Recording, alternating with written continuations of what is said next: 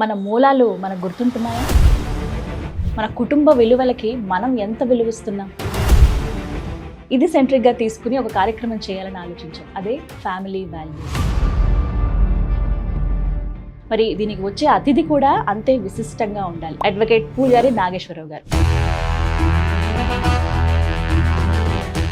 Sir నమస్కారం. కోటాను కోట్ల మంది వాళ్ళ బాధలు చెప్తారు. మేము ఈ బంధాలకు దూరం అయిపోయండి. అలా ఒక మహిళ మనకు ఒక వాయిస్ పంపించారు. ఒకసారి మనం విజువల్గా చూద్దాము. తప్పకుండా. ఇప్పుడు నేను మా అన్నయ్య బాగానే సెటిల్ అయిపోయాం, కానీ మా అమ్మ మా నాన్నే ఒంటరి అయిపోయారు. నాకేమో మా ఇంటికి వెళ్ళడానికి కూడా పర్మిషన్ లేదు.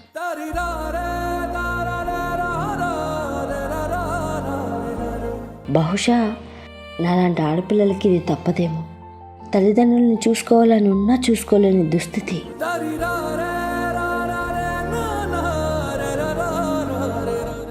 మా అన్నయ్య అయినా మా అమ్మ మా నాన్ని బాగా చూసుకుంటారు అని కొంచెం హోప్తో ఉండేదాన్ని. ఒక పూట ఇంటికి పిలిచి వాళ్ళకి అన్నం పెట్టడానికి కూడా మా వదినకి మనసు రావట్లేదు. ఏది మనదనుకుంటా ఏది కాదనుకుంటా. ఇప్పుడు వాళ్ళని అనాథాశ్రమంకి పంపించే పరిస్థితి వచ్చింది. ప్రతి కుటుంబంలో ప్రతి ఆడపిల్ల ఎదుర్కొన్న సమస్య. ఇప్పుడున్న సమాజంలో ఇల్లు అనేది ఒక సేఫెస్ట్ ప్లేస్ కాదు. మన భారతదేశంలో ఉన్న కుటుంబ వ్యవస్థ అనేది కుంటుపడిపోయింది.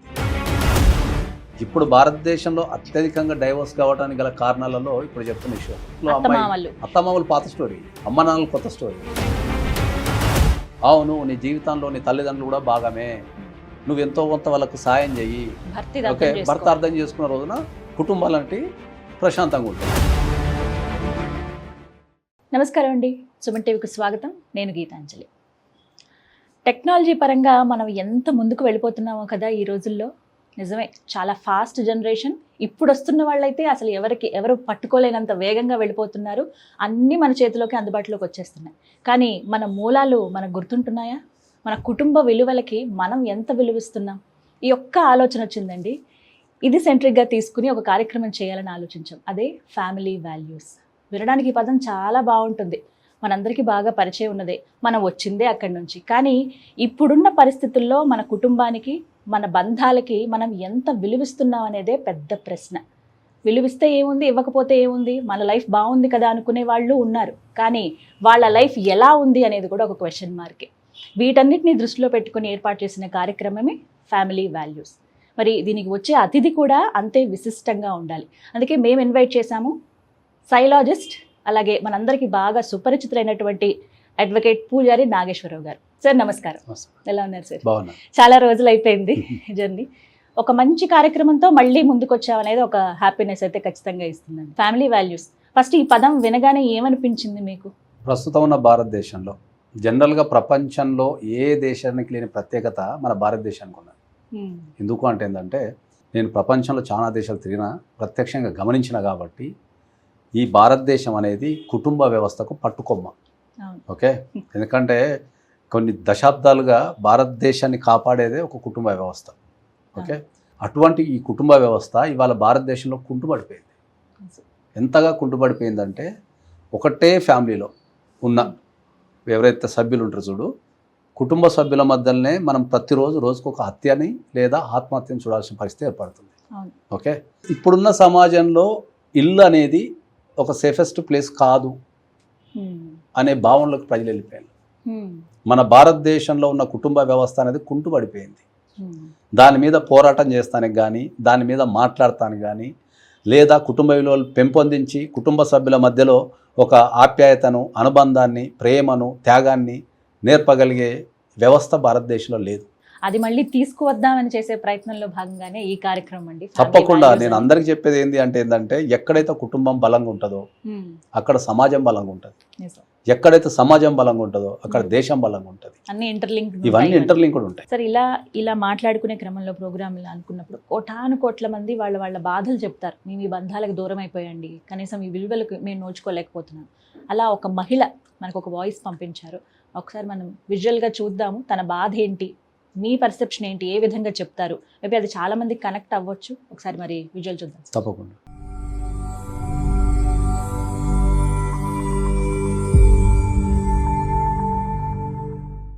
నా పేరు అరుణ. మా అమ్మ నాన్నకి 2 సంతానం. నేను మా అన్న. ఇద్దరిని ఆడ మగ తేడా లేకుండా మా అమ్మ మా నాన్న సమానంగా పెంచారు. మాకున్న పొలాలు ఆస్తులతో ఇద్దరిని ఉన్నత చదువులు చదివించారు. ఎక్కడెక్కడి నుంచో సంబంధాలు వస్తే నేను మా అన్నయ్య విడిపోతామేమో అన్న భయంతో ఒకే ఊర్లో సంబంధాలు చూసి మాకు పెళ్ళిళ్ళు చేశారు. ఇప్పుడు నేను మా అన్నయ్య బాగానే సెటిల్ అయిపోయాం. కానీ మా అమ్మ మా నాన్నే ఒంటరైపోయారు. నాకేమో మా ఇంటికి వెళ్ళడానికి కూడా పర్మిషన్ లేదు. ఒకవేళ వాళ్ళు ఎప్పుడైనా వచ్చినా మా ఇంట్లో మూతి విరుపులు. ఒకరోజు నేను మా వారిని స్ట్రైట్గా అడిగేశాను, ఏమండి, మా అమ్మ నాన్నకి వయసు పైపడుతుంది, వాళ్ళు మమ్మల్ని చాలా కష్టపడి పెంచారు, ఇప్పుడు వాళ్ళు చేసుకోలేకపోతున్నారు, మనం తీసుకొచ్చుకుందామని. దానికి ఆయన చెప్పిన సమాధానం విని నాకేం మాట్లాడాలో అర్థం కాలేదు. పెళ్ళిలో నేనేమైనా మీకు మాట ఇచ్చానా మీ వాళ్ళని చూసుకుంటానని? మా వాళ్ళనే నేను చూసుకోవట్లేదు, ఇక వాళ్ళని ఎలా చూసుకుంటాను? ఆయన 2 వస్తే నాకు చాలా బర్డెన్ అయిపోతుంది అన్నారు. బహుశా నాలాంటి ఆడపిల్లలకి ఇది తప్పదేమో. తల్లిదండ్రులను చూసుకోవాలని ఉన్నా చూసుకోలేని దుస్థితి.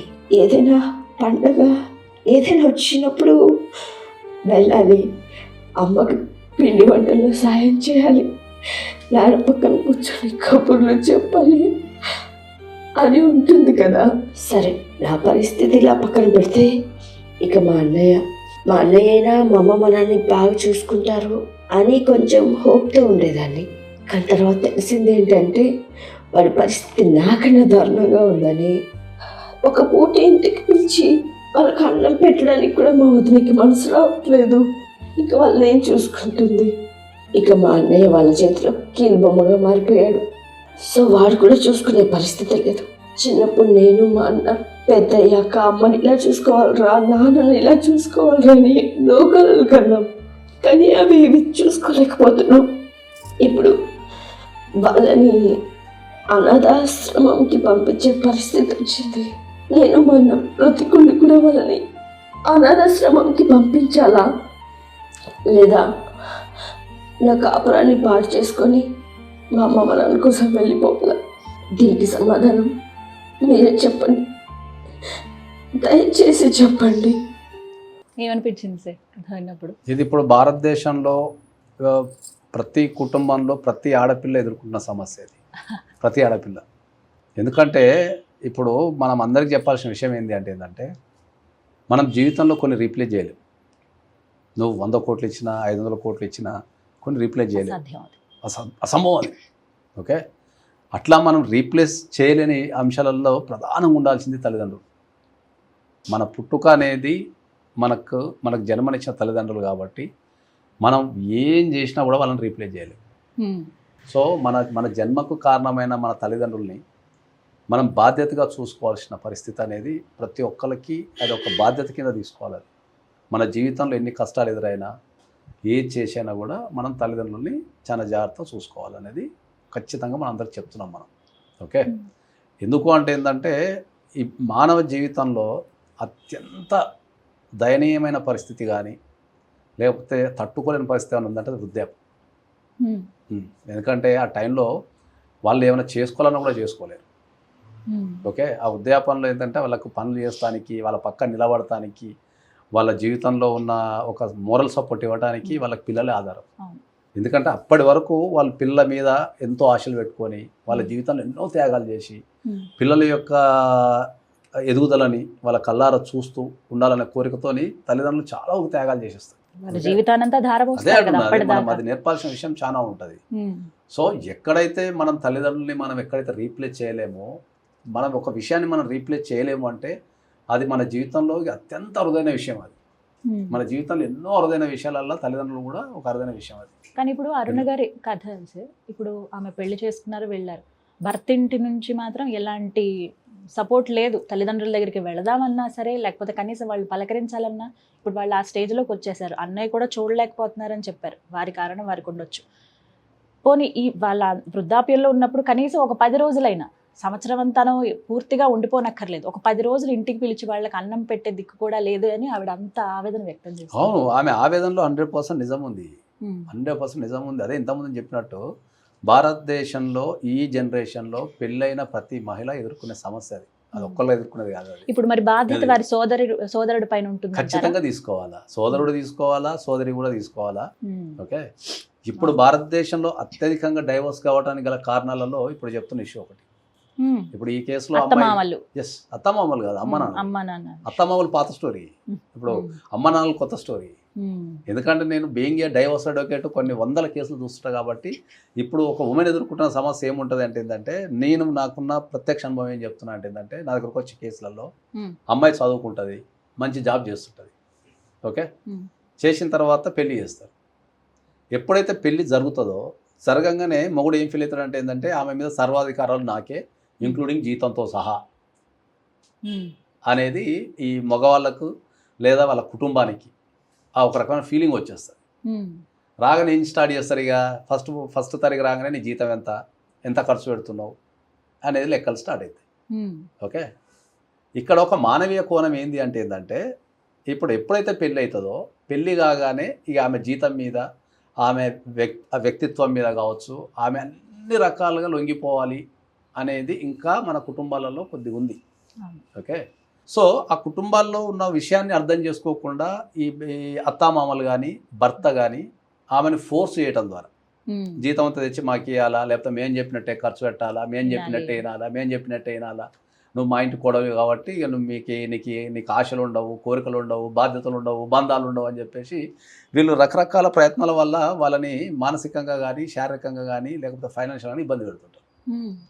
ఇబ్బంది పెట్టగానే వీళ్ళు పక్కన ఏం చేస్తారు, రోజు చూసి తట్టుకోలేక ఇంటికి వెళ్ళిపోతారు. ఓకే, అక్కడ నుంచి డిస్ప్యూట్ స్టార్ట్ అయ్యి కుటుంబాలు విడిపోవడం స్టార్ట్ అవుతుంది. ఇక్కడ మనం అర్థం చేసుకోవాల్సిన విషయం ఏంటంటే, ఒక అమ్మాయి ఈ రోజున అంత కష్టపడి చదువుకొని అంత సంపాదిస్తుంది అన్నప్పుడు వాళ్ళ కుటుంబ సభ్యుల పాత్ర ఎంత ఉంది? నువ్వు అమ్మాయిని మాత్రమే కన్సిడర్ చేస్తున్నావు, వాళ్ళ తల్లిదండ్రుల యొక్క పాత్రను కన్సిడర్ చేస్తాం లేదు. ఆమె ఒక్కతే పెరిగిపోయి, ఆమె ఒక్కతే కాలిగిపోయి, ఆమె సంపాదించుకొని ఆమె జాబ్ తెచ్చుకోలేదు కదా. కుటుంబ సభ్యులు లోన్లు తెచ్చి ఆమెను చదివిపించి లేకపోతే కష్టపడి చదివిపించి ఒక స్థాయికి తెస్తారు. తర్వాత పెళ్ళి, ఇప్పుడు మగోళ్ళకు ఆడవాళ్ళకున్న తేడా ఏంటంటే, మగోళ్ళకి చదివిపించి సెటిల్ చేస్తే సరిపోతుంది. ఆడపిల్లలకు వచ్చారు తల్లిదండ్రులకి ఇంకా అదనపు బడ్డని ఏంటి అంటే వాళ్ళు పెళ్లి చేయాలి. పెళ్లి చేయాలంటే ఈ రోజుల్లో పెళ్లి చేయాలంటే బంగారం అని, బట్టలని, పెట్టుపోతులని, కట్న కానుకలని చాలా ఉంటాయి. ఒక వ్యక్తి తన జీవితకాలంలో ఎంతైతే సంపాదించుకోవాలనో ఆ సంపాదించుకున్నంత ఖర్చు మళ్ళీ పెళ్లి పెట్టాల్సి వస్తుంది. సో ఆడపిల్ల థింకింగ్ ఎట్లుంటుంది అంటే ఏంటంటే, అరే నన్ను ఇంత కష్టపడి నన్ను సాది ఆ కుటుంబంలో పెరిగి వచ్చిన అమ్మాయి కాబట్టి అక్కడ నా ఆర్థిక పరిస్థితి అవగాహన ఉంటుంది కాబట్టి ఇవాళ నేను స్థాయిలో ఉండటానికి నా ప్రధాన కారణం తల్లిదండ్రులే కదా.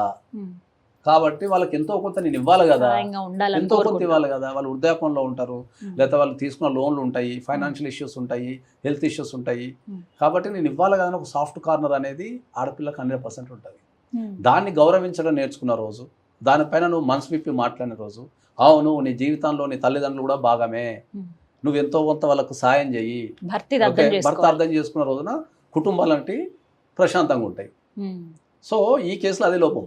సరే ఇక్కడ అమ్మాయి సంపాదిస్తుందా లేదా అనేది మనకు అప్రస్తుతం, కానీ ఏ ఆడపిల్లైనా సరే తల్లిదండ్రులతో కలిసి వాళ్ళతో ఆనందాలు పంచుకోవాలనుకుంటుంది, తర్వాత వాళ్ళతో కలిసి తినాలనుకుంటుంది.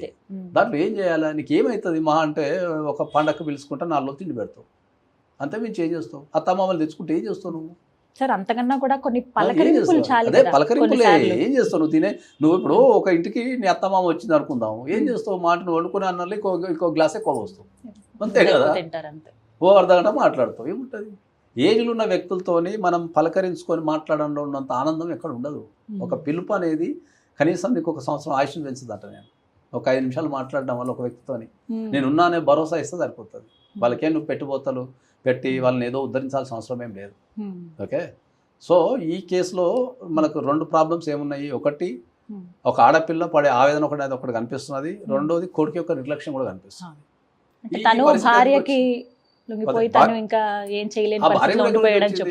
మళ్ళీ తల్లిదండ్రుల దగ్గర వచ్చింది కదా. ఇక్కడ ఉన్న 2 అదే అంటున్నా, ఇక్కడ ఉన్న 4 వ్యక్తులు అంటే కొడుకు భార్య, లేకపోతే కూతురు అల్లుడు, వీళ్ళందరూ ఎక్కడి నుంచి వచ్చిండ్రు? కుటుంబాల నుంచి వచ్చినోళ్ళే కదా. మరి ఆ కుటుంబాన్ని కాపాడుకోవాల్సిన బాధ్యత ఎవరికి ఉంటుంది? ఇప్పుడు ఆ కోడలికి వారి తల్లిదండ్రులకి ఇదే పరిస్థితి ఎదురైతే అప్పుడు అదే అంటున్నా, ఇవన్నీ ఇంటర్లింక్డ్. ఇవన్నీ ఇప్పుడు మనం జనరల్ మన కుటుంబాలలో ఏం మాట్లాడుకుంటాము, ఆ అమ్మాయి తల్లిదండ్రులు వస్తుంటే అమ్మాయి ఎక్కువ ప్రాధాన్యత ఇస్తుంది, అబ్బాయి తల్లిదండ్రులు వస్తే అబ్బాయి ఎక్కువ ప్రాధాన్యత ఇస్తాడు. దాన్ని ఆపోజిట్ చేయాలి మనం. దాన్ని ఆపోజిట్ చేయగలిగి దాన్ని ఎక్స్చేంజ్ చేసుకోగలిగితే, అరే వాళ్ళిద్దరు కూర్చొని మీ తల్లిదండ్రులు వచ్చినప్పుడు నేను మంచిగా చూసుకుంటా, నా తల్లిదండ్రులు వచ్చినప్పుడు నువ్వు మంచిగా చూసుకో అంటే ఎంత బ్యూటిఫుల్ ఉంటుంది ఆ కుటుంబం. Exchange of thoughts. అదే ఆ గేమ్ కూడా ఖతర్నాక్ ఉంటుంది తెలుసా నీకు? అవునా? అవును, ఎందుకు ఉండదా? కొన్ని ఒక భార్య భర్త కుటుంబాల్లో- కూర్చొని ఇప్పుడు నీ తల్లిదండ్రులు వచ్చినప్పుడు నువ్వు ఎక్కువ ఇంపార్టెన్స్ ఇస్తావు కదా, ఈసారి నువ్వు తగ్గిపో, నేను బాగా ఇంపార్టెన్స్ ఇస్తా, ఆ గేమ్ ఆడుకుందాం. నెక్స్ట్ నా తల్లిదండ్రులు వచ్చినప్పుడు వాళ్ళతో మంచిగా ఉండు, మంచి వాళ్ళకి తిండి పెట్టు, మంచి బట్టలు పెట్టు, నా ఈ తల్లిదండ్రులు వచ్చినప్పుడు నేను పెడతా అని చెప్పేసి ఆ ఎక్స్చేంజ్ అయిపోతే వాళ్ళు వచ్చినప్పుడు ఆ పరకాయ ప్రవేశం చేస్తే ఆ కుటుంబం ఎంత అందంగా ఉంటుంది. నిజంగా ఇది ఇలాంటి ఇప్పుడు భార్య ఏమనుకుంటది, అరే నా తల్లిదండ్రులు వస్తే మా ఆయన ఇంత మంచిగా చూసుకున్నాడా అని భర్త మీద గౌరవం పెరుగుతుంది. ఆ తల్లిదండ్రులు ఏమనుకుంటారు, అరే అమ్మ మా అల్లుడు అసలు ఎంత మంచిగా చూసుకున్నాడు అని ఎక్స్చేంజ్ ఆఫ్ థాట్స్ చేసేసుకుంటే అయిపోతుంది. చాలా మంది నీ జీవితంలో ఎన్నో నటిస్తావు కదా, నాలో నటించరాడు అయిపోతుంది అమ్మ జీవితం. నటించొద్దనేదే సార్, ఆ ప్రేమ ఆప్యాయతలు మళ్ళీ తిరిగి రావాలి అదే అనేది దానికే ప్రయత్నం. నేను ఏం చెప్తున్నా, వీళ్ళకు ఉల్టా చేసుకుంటే అయిపోతుంది, ఈక్వల్ అయిపోతుంది అప్పుడు. ఇప్పుడు కొంతమందిని చూస్తాం, అత్తమామ అని పిలవరు, అమ్మ నాన్న అని పిలుస్తారు. అవును, కొన్ని ఇళ్లలో బాగుంటాయి బంధాలు. పిలుస్తారు కొన్ని ఇళ్లలో, కానీ ఎక్కువ కుటుంబాలు అయితే ఇవి ఎదుర్కొన్న ఎక్కువ కుటుంబాలు ఇప్పుడు ఈ అమ్మాయి ఎదుర్కొన్న సమస్య మన భారతదేశంలో ఎక్కువ ఉంది. వీళ్ళందరికీ ఇచ్చిన సలహా ఏంటి అంటే, ఒక కుటుంబం మంచిగా ఉండాలంటే మీరు ఏం చేయండి, మీ భార్య ప్లేస్లో మీరు కొంతకాలం నటించేసిండి అంటే నేను అంటే నువ్వు మీ అత్త మామల్ని నువ్వు తెచ్చుకొని నువ్వే తిండి పెడితే నీ భార్యకు కూడా విలువ ఉంటుంది, నీ భార్య నీకు విలువ ఏంటో నేర్చుకుంటుంది. అయ్యో నా తల్లిదండ్రులు మంచిగా చూసుకుండే, నా తల్లిదండ్రులకు రెస్పెక్ట్ ఇచ్చిండే, నా తల్లిదండ్రులకు బట్టలు పెట్టిండే, నా తల్లిదండ్రులతో మంచిగా మాట్లాడని చెప్పి భార్య ఏం చేస్తుంది, లొంగిపోతుంది నీకు. అరే నా తల్లిదండ్రులు ఇంత మంచిగా చూసుకుంటే కదా అని లొంగిపోతుంది.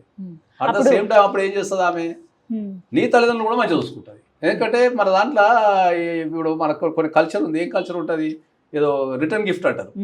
రిటర్న్ గిఫ్ట్ ఎందుకు ఇస్తాం మనం, గుర్తుంటుందని వచ్చిన నువ్వు నాకు ఏదో సందర్భాన్ని ఇచ్చినావు, గుర్తు చేసుకుని. నువ్వు నాకు మన జీవితంలో ఎంత చిన్న విషయాన్ని మర్చిపోతావు అంటే, మన ఇంటికి ఎవరన్నా బాక్స్లో బిర్యానీయో గిరియానో పెట్టి పంపిస్తారు.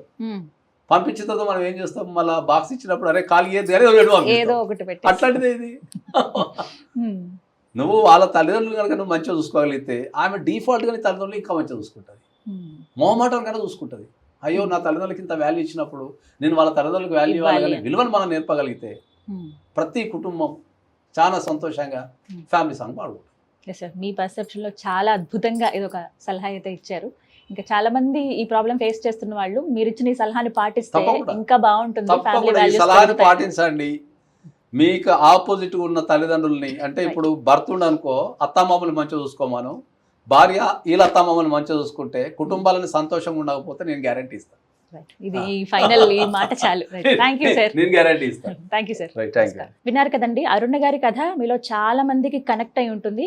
సేమ్ అదే మాదిరిగా చాలా మందికి కథ ఉండుంటుంది. మరి నాగేశ్వరరావు గారు చెప్పినటువంటి ఈ సలహా మీకు ఎంతవరకు ఉపయోగపడుతుంది, వారు చెప్పిన దానికి మీరు ఏకీభవిస్తున్నారా లేదా అనేది కామెంట్స్ రూపంలో తెలియచేయండి. అంతేకాదు ఈ సమస్యకి మీరు కూడా ఒక జడ్జిగా భావించి మీరు ఎలా రియాక్ట్ అవుతారన్నది కూడా ఒక వాయిస్ మెసేజ్లో మాకు పంపించవచ్చు. మరొక చిన్న విషయం, ఇది ఒక్కటే కాదండి, బంధాలకి సంబంధించి బంధుత్వాలకి సంబంధించి ఇలా మనలో చాలామంది ఎన్నో ప్రాబ్లమ్స్ ఫేస్ చేస్తున్నారు. మీకు కూడా ఇలాంటి సమస్య ఉన్నట్లయితే స్క్రీన్ మీద కనపడుతున్న వాట్సాప్ నెంబర్కి ఒక చిన్న వాయిస్ నోట్, ఒక 2 నిమిషాల్లో 3 నిమిషాల్లో మీరు పడుతున్న ఆ బాధని, మీరు కావాలనుకుంటున్న సమాధానం గురించి మీరు ఒక మెసేజ్ లాగా మాకు పంపించవచ్చు. అది స్క్రీన్లో డిస్ప్లే చేస్తాం. మీ సమస్యకు ఒక పరిష్కారం, ఒక సలహా అందించే ప్రయత్నం చేస్తాం సుమన్ టీవీ వేదికగా ఫ్యామిలీ వాల్యూస్ అనేటువంటి ఈ కార్యక్రమంలో. నమస్కారం.